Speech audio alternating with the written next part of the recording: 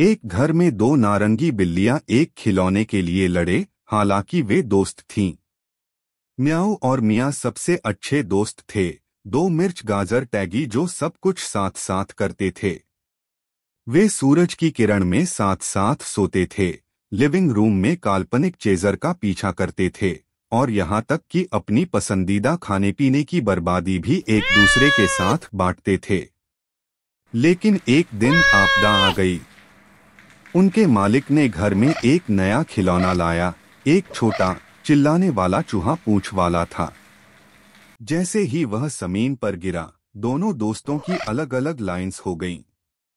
ये बिल्कुल सही था। म्याऊ ने पहले झपट्टा मारा, कृमियों को अपने पंजों में पकड़ लिया। उसने उसे मारा, जिससे वह चिल्लाने लगा। मियाँ की तेल हिली, वह भी खेलती थी। उसने म्याऊ के पास से गुजरा और उसे धक्का दिया। मैं दो। लेकिन म्याऊ ने पिरामिड और घोड़ों को पकड़ लिया। मैंने इसे पहले पा लिया। मियाँ ने इंतजार नहीं किया। वह झटपट रूम में लॉटरी प्लॉट बनाया गया। पूरे घर में रोडारेन का धुआं छा गया, स्मारक के ऊपर, मेज के नीचे, पर्दा के पीछे। खिलौनों के सामान पर गोला। दोनों बिल्लियां असली में कुश्ती कर रही थीं, खिलौनों के सामान में डूबे हुए थे और दम फूली हुई थी। उनके मानव ने चौंक कर देखा।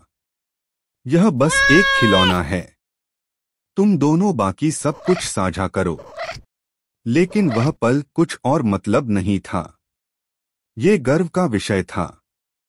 जीत के बारे में चीख चीख कर, विक्टोरिया के बारे में। फिर बीच में लड़ाई, खिलौने उनके बीच टूट गए और पाठक नीचे खो गए। दोनों बिल्लियां जाम हो गईं। एक लंबी मछली पकड़ने वाली मशीन।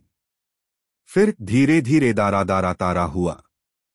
फिल्म के बिना लड़ाई का क्या मतलब था? मियाँ ने बहुत कहा। म्याऊ ने अपना कान हिलाया। उन्होंने एक दूसरे को देखा। एक पल के बाद दोनों एक दूसरे के बगल में थे, खिलौनों के नीचे रखे गए थे, अपने खोए मानक को वापस पाने के लिए एक साथ काम कर रहे थे। क्योंकि कोई भी खिलौना उनकी दोस्ती से ज्यादा कीमती नहीं था। और जब उनके मानव ने उन्हें अंततः बाहर निकाल दिया और फिर से उन्हें फेंक दिया, उन्होंने इसे अनदेखा कर दिया और इसकी जगह एक साथ झपकी ले ली।